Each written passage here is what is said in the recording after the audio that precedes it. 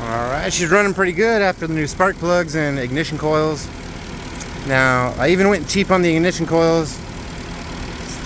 And save your old ones. If you ever have a misfire, what you want to do, label your old ones and you can put them back on cylinder 3 if you have a misfire. Keep the old Porsche ones, they're not bad.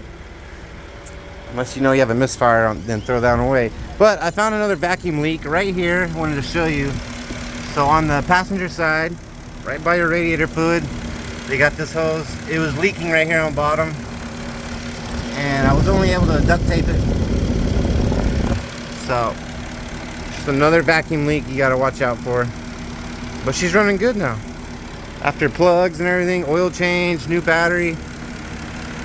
She's had the radiator hoses in the past replaced, and the drive shaft. The center drive shaft bearing went out. So those are some common problems you'll have to replace on this car. But it's worth it. It's a nice car.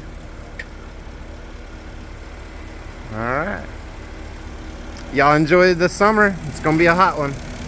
And we'll keep in touch on the next repair. Have a good day.